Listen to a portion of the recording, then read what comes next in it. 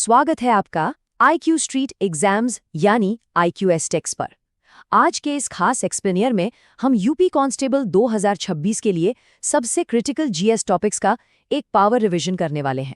अगर आपको लग रहा है कि सामान्य ज्ञान की तैयारी में कहीं कोई कमी रह गई है तो बिल्कुल टेंशन मत लीजिए। अगले कुछ मिनट आपके लिए एकदम गेम चेंजर साबित होने वाले हैं। हम भूगोल, अर्थशास्त्र और यूपी स्पेशल के उन चुनिंदा टॉपिक्स का गहराई से विश्लेषण करेंगे जो सीधा सिलेक्शन तय करते हैं। तो चलिए बिना देर किए सीधे टॉपिक पर आते हैं। तो आज का हमारा एजेंडा एकदम क्रिस्टल क्लियर है। हम इसे 5 हिस्सों में बांट रहे हैं। पहला, विश्व और भारत का भूगोल। दूसरा, जलवायु, मिट्टी और नदियां। तीसरा, अर्थव्यवस्था यानी इकोनॉमी के बेसिक्स। चौथा, प्रमुख क्रांतियां और यूपी स्पेशल। और पांचवा, जो सबसे मजेदार होने वाला है, एक रैपिड फायर राउंड। ये स्ट्रक्चर्ड ब्रेकडाउन सुनिश्चित करेगा कि आपका कोई भी हाई यील्ड टॉपिक मिस ना हो। चलिए शुरुआत करते हैं हमारे पहले खंड से, विश्व और भारत का भूगोल। ग्रहीय और भौतिक भूगोल का ये एक बहुत ही तेज लेकिन फोकस किया हुआ रिव्यू होने वाला है। अपनी एकाग्रता एकदम टॉप लेवल पे रखिएगा। आपने घूर्णन यानी रोटेशन और परिक्रमण यानी रेवोल्यूशन के बारे में तो पढ़ा ही होगा, लेकिन क्या आपको इनका एग्जैक्ट इम्पैक्ट पता है? जब पृथ्वी अपनी ही धुरी पर एक लट्टू की तरह घूमती है तो उसे घूर्णन कहते हैं, और इसी से हमारे दिन और रात होते हैं। दूसरी तरफ जब पृथ्वी सूर्य के चारों ओर चक्कर लगाती है, और वो भी 23.5 डिग्री के झुकाव के साथ, तो उसे परिक्रमण कहते हैं, और इसी से हमारे मौसम बदलते हैं, कभी सर्दी तो कभी गर्मी। अब एक हार्ड फैक्ट सुनिए जो एग्जाम में सीधे पूछा जा सकता है। अगर हमारी पृथ्वी अचानक अपना घूर्णन बंद कर दे तो क्या होगा? दिन रात की पूरी प्रणाली ही ताश के पत्तों की तरह ढह जाएगी, बिल्कुल कोलैप्स हो जाएगी। अब इस ग्लोबल ग्रिड को समझते हैं कि आखिर ये अक्षांश और देशांतर काम कैसे करते हैं। भूमध्य रेखा हमारी 0 डिग्री पर है, जो पृथ्वी को बीच से बांटती है। कर्क रेखा 23.5 डिग्री उत्तर में है और आर्कटिक सर्कल 66.5 डिग्री उत्तर पर।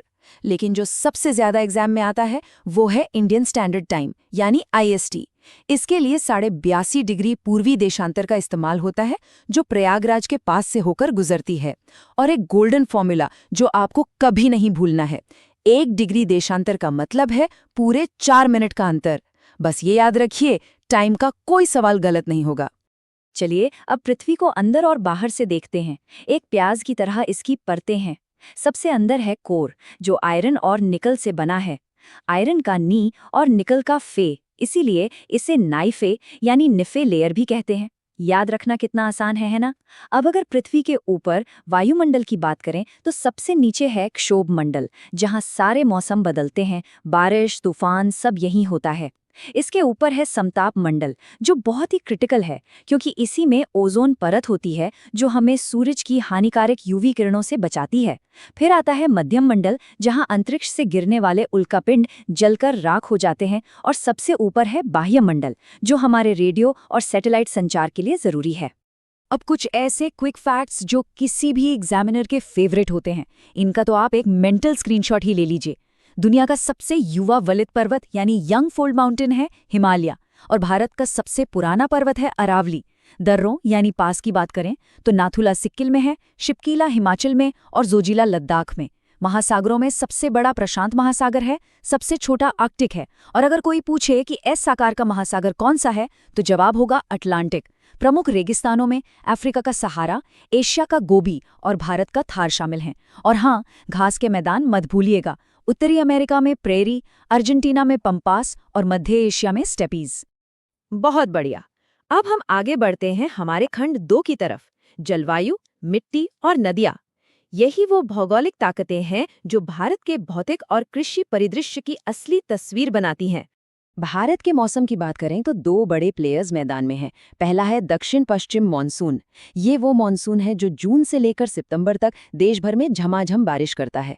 लेकिन दूसरा प्लेयर भी कम महत्वपूर्ण नहीं है, पश्चिमी विक्षोभ यानी वेस्टर्न डिस्टर्बेंस। ये सर्दियों के मौसम में उत्तर भारत में बारिश लाता है। और पता है ये सर्दियों की बारिश इतनी खास क्यों है? क्योंकि ये उत्तर भारत में गेहूं की फसल के लिए बिल्कुल अमृत के समान काम करती है। अगर ये बारिश ना हो तो गेहूं की पैदावार पर सीधा असर पड़ता है। अब भारत की जीवनदायिनी नदियों पर नजर डालते हैं। गंगा का उद्गम गंगोत्री से और यमुना का यमुनोत्री से होता है। ब्रह्मपुत्र तिब्बत से निकलती है, जहां इसे सांगपो कहा जाता है। गोदावरी नदी को दक्षिण गंगा के नाम से भी जाना जाता है। अब यहाँ एक बहुत ही हार्ड लेवल कॉन्सेप्ट आता है, ध्यान से सुनिएगा। ज्यादातर नदियां पूर्व की तरफ बहती हैं, लेकिन नर्मदा और ताप्ती पश्चिम की ओर बहकर अरब सागर में गिरती हैं। और इसमें भी नर्मदा नदी एक भ्रंश घाटी, जिसे अंग्रेजी में रिफ्ट वैली कहते हैं, उससे होकर बहती हैं। ये एक ऐसा फैक्ट है जिसे एग्जाम में भूलना आपको बहुत भारी पड़ सकता है। नदियां हैं तो मिट्टी भी है। भारत में मुख्य रूप से 4 प्रकार की मिट्टी बहुत अहम है। पहली है काली मिट्टी, जिसे हम रेग्युलर मिट्टी भी कहते हैं। ये कपास उगाने के लिए सबसे बेहतरीन मानी जाती है। और क्या आप जानते हैं ये बनी कैसे? डेक्कन ट्रैप के ज्वालामुखीय लावा के टूटने से। दूसरी है जलोढ़ मिट्टी, जो नदियों द्वारा लाई जाती है और सबसे ज्यादा उपजाऊ होती है, गेहूं और चावल के लिए एकदम परफेक्ट। तीसरी है लाल मिट्टी, इसमें पोषक तत्वों की थोड़ी कमी होती है, इसलिए इसमें बाजरा जैसी फसलें अच्छी होती हैं। और चौथी है लेटेराइट मिट्टी, जो उन इलाकों में मिलती है जहां भारी बारिश होती है और मिट्टी के पोषक तत्व पानी के साथ बह जाते हैं, जिसे लीचिंग कहते हैं।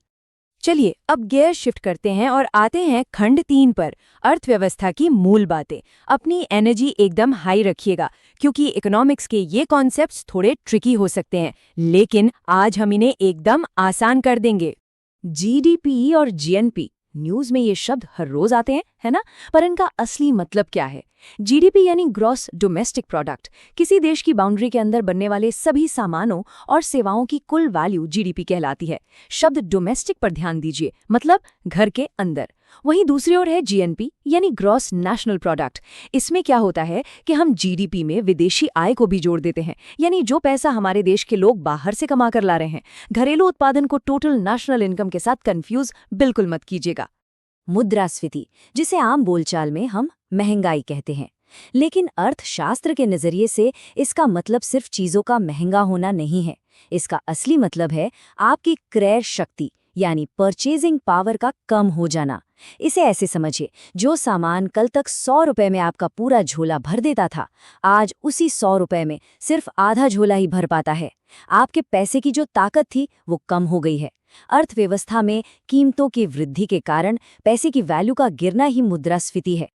अब बात करते हैं उन टूल्स की जिनसे रिजर्व बैंक ऑफ इंडिया यानी आरबीआई हमारे मार्केट में पैसों के फ्लो को कंट्रोल करता है। रेपो रेट और reverse repo rate. Repo rate वो दर है जिस पर आरबीआई कमर्शियल बैंकों को लोन देता है। अब सोचिए, अगर आरबीआई ने ये दर बढ़ा दी तो क्या होगा?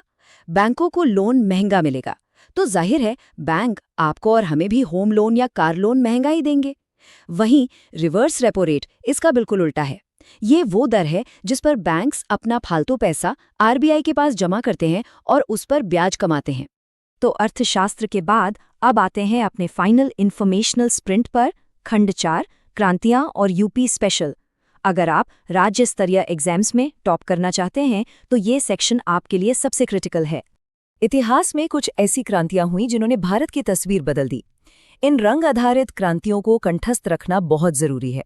हरित क्रांति, जो खाद्यान्न और विशेषकर गेहूं के उत्पादन को बढ़ाने के लिए आई थी, इसका वैश्विक श्रेय नॉर्मन बोरलॉग को जाता है।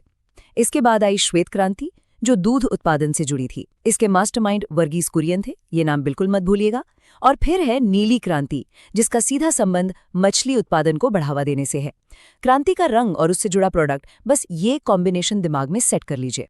और अब एक रैपिड बर्स्ट में यूपी स्पेसिफिक सामान्य ज्ञान। कानपुर को सूती वस्त्र उद्योग के कारण पूर्व का मैनचेस्टर कहा जाता है। मुरादाबाद दुनिया भर में अपनी पीतल नगरी या ब्रास सिटी की पहचान के लिए मशहूर है। अलीगढ़ का नाम आते ही क्या याद आता है? बिल्कुल सही, ताला उद्योग। और भदोही जाना जाता है अपने शानदार कालीनों के लिए, इसलिए इसे कारपेट सिटी कहते हैं। परियोजनाओं की बात करें तो सोनभद्र में रिहंद परियोजना बहुत महत्वपूर्ण है, साथ ही ओबरा थर्मल प्लांट भी। और हाँ, राज्य सरकार की सबसे महत्वाकांक्षी पहल एक जिला एक उत्पाद यानी ओडीओपी, इसके बारे में तो आपको सब कुछ पता होना ही चाहिए।